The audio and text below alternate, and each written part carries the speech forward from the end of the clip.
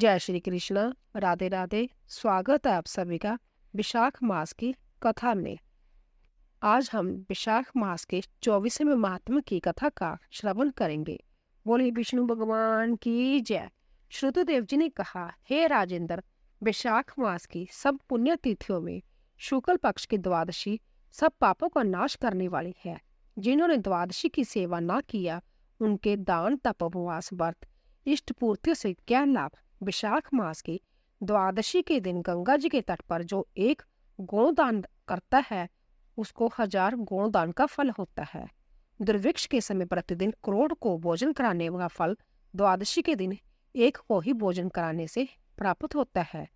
शुक्ल पक्ष की द्वादशी के दिन जो मुट्ठी भर अन्न दान करता है उसको करोड़ ब्राह्मणों को भोजन कराने का फल प्राप्त होता है। जो द्वादशी के दिन मधु के सहित तिलपात्र दान देता है वह सब बंधनों से विमुक्त होकर विष्णु लोक को प्राप्त होता है। शुक्ल पक्ष की एकादशी के दिन जो हरि भगवान का जागरण करता है उससे सब देवता प्रसन्न होते हैं और जीता हुआ भी मुक्त हो जाता है। करोड़ों सूर्य ग्रहण में तीर्थ में स्नान करने का जो फल होता है वह फल हरि भगवान के दिन प्रातः काल स्नान करने से होता है। जो द्वादशी के दिन तुलसी की कोमल पत्तियों से विष्णु भगवान की पूजा करता है वह 7 कुलों का उद्धार करके विष्णु लोक को प्राप्त करता है। विशाख मास द्वादशी के दिन जो बच्चा सहित गाय दान देता है वह करोड़ों कुल का उद्धार करके विष्णु लोक का स्वामी होता है। जो विशाख मास के शुक्ल पक्ष की द्वादशी के दिन विष्णु भगवान को उद्देश्य करके जम पितर गुरु तथा देवताओं को दक्षिणा सहित जल भरा घड़ा दही तथा अन्न देता है उसे पुण्य का फल सुनो। प्रयाग में प्रतिदिन करोड़ लोगों को भोजन कराते तथा 1 वर्ष तक सुंदर छठरस अन्नों का भोजन कराने से जो पुण्य होता है वह फल मधुसूदन भगवान की आज्ञा से उसको मिलता है। जो विशाख मास की शुक्ल पक्ष की द्वादशी के दिन शालिग्राम शिला का दान करता है वह सब पापों से मुक्त हो जाता है। सूर्य ग्रहण में गंगा के तट पर जो 7 दीप वाली पृथ्वी दान देता है उसको भी करोड़ों गुना फल उसके बराबर होता है। द्वादशी के दिन जो मधुसूदन भगवान को दूध से स्नान कराता है उसको राजसूय तथा अश्वमेघ का फल होता है। वही फल गंगा जी में मिलता है, इसमें कोई संदेह नहीं है।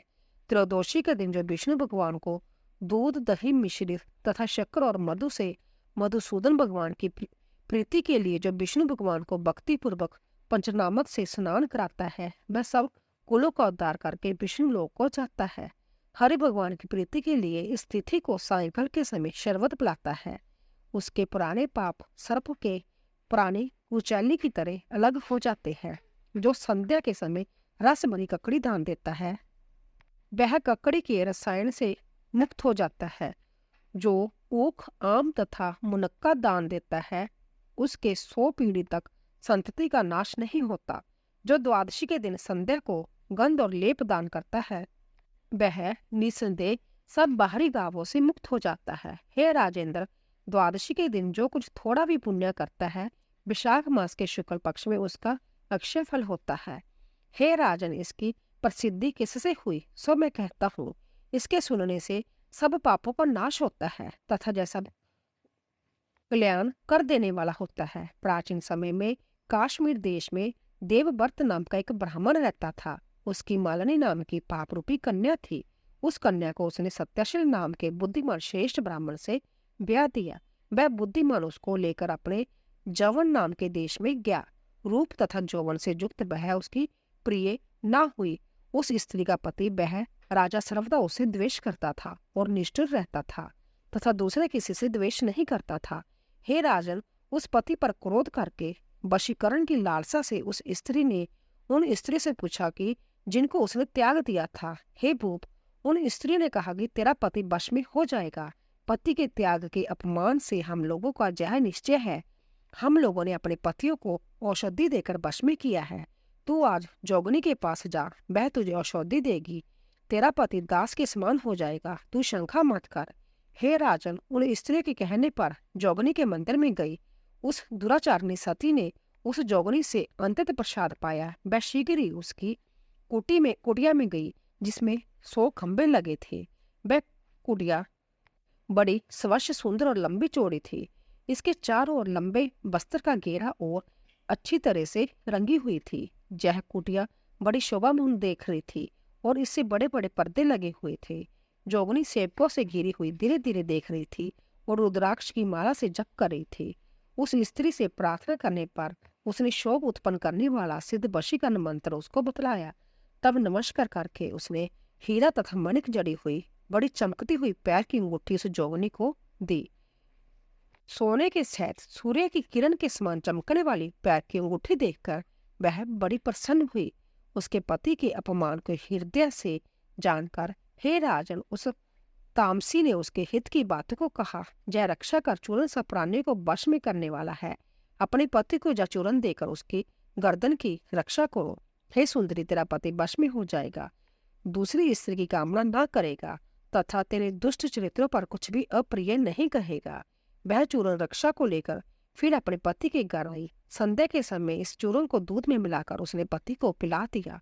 उसने गर्दन की रक्षा की, इसका कुछ विचार न किया। हे राजेंद्र, पति ने चूरन पी लिया। उस चूरन से राजा क्षय रोग से ग्रस्त हुआ, दिन दिन क्षीण होने लगा।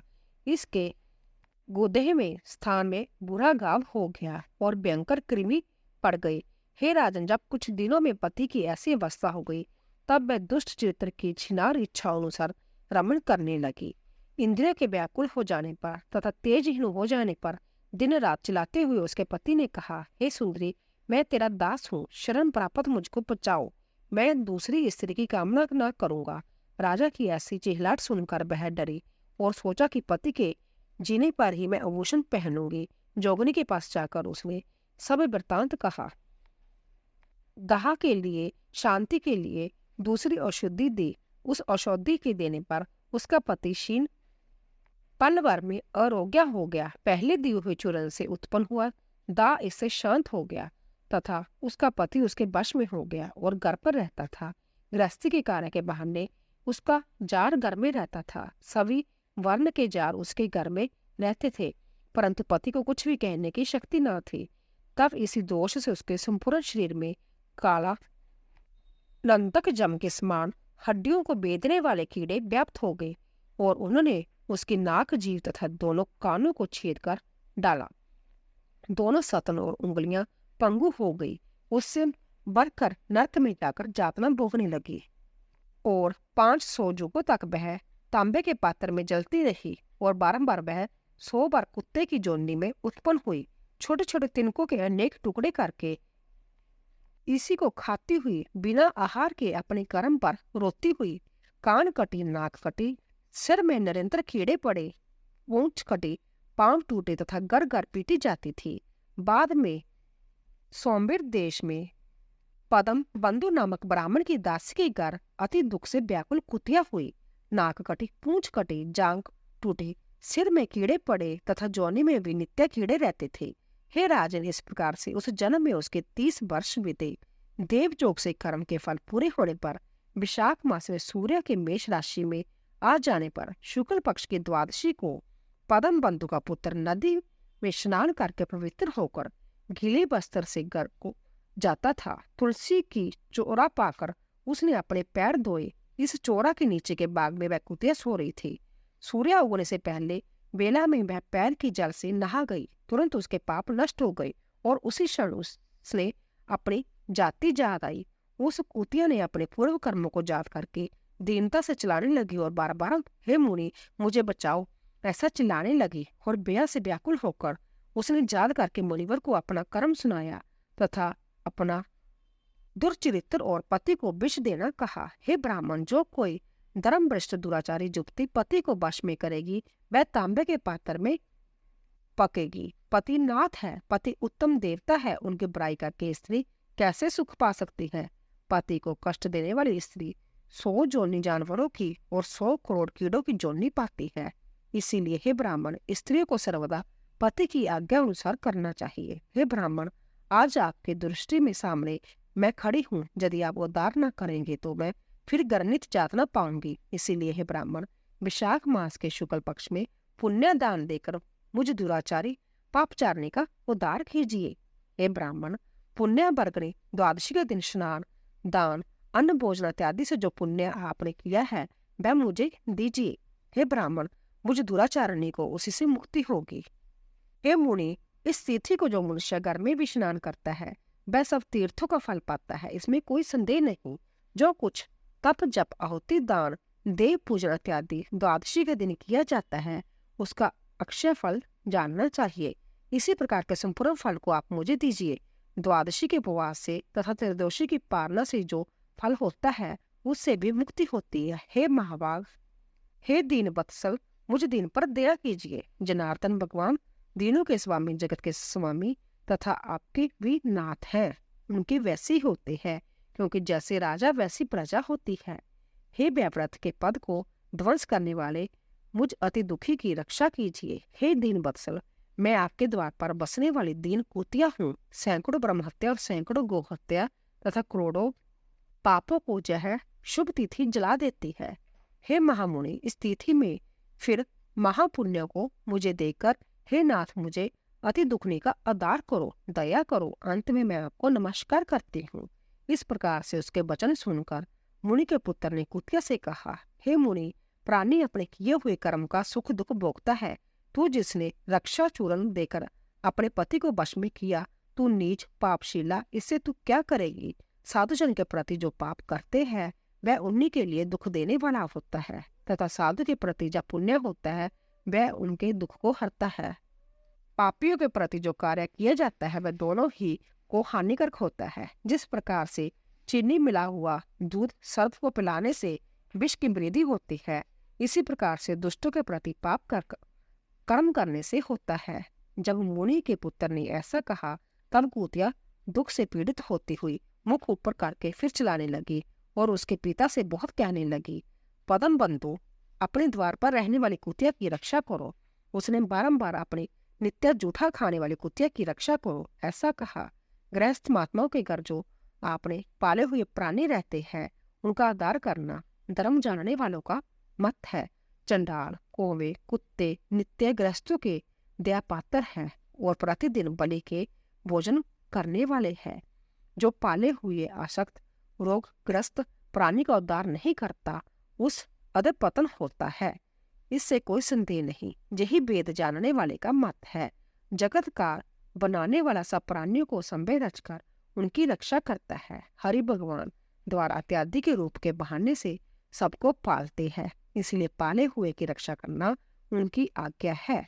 उस पोष्य रक्षा को छोड़कर जो प्राणी मूढ़मती होकर देव का उल्लंघन करता है तो वही कृतिघ्न और सबका मारने वाला होता है और अंत में नरक में जाता है। दया करके अथवा कर्तव्य समझकर मुझ धर्मति दीन का उद्धार कीजिए।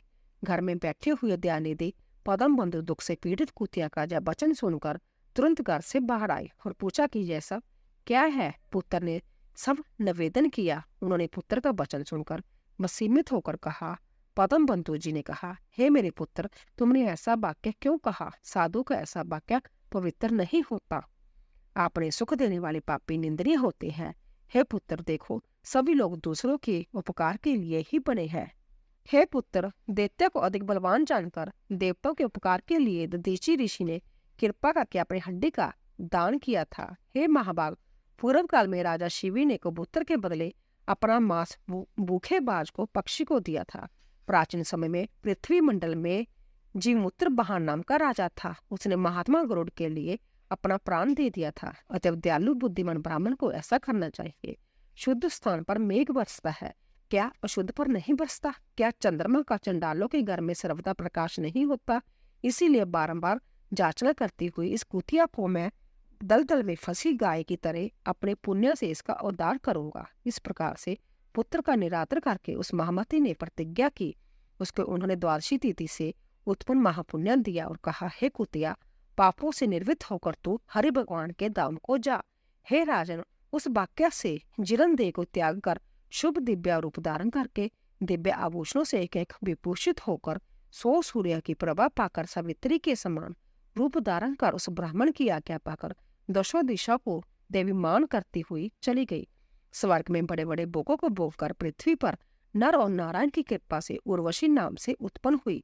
जय सुंदर स्त्री विशाख शुक्ला द्वादशी के प्रभाव से देवताओं को प्रिय हुई और अप्सरा बन गई।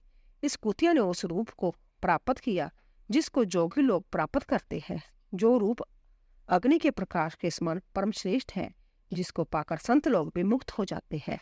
बाद में मधुसूदन भगवान की प्राण प्यारी पुण्य को बढ़ाने वाली स्थिति को पद्म बंधु ने संसार में प्रसिद्ध किया।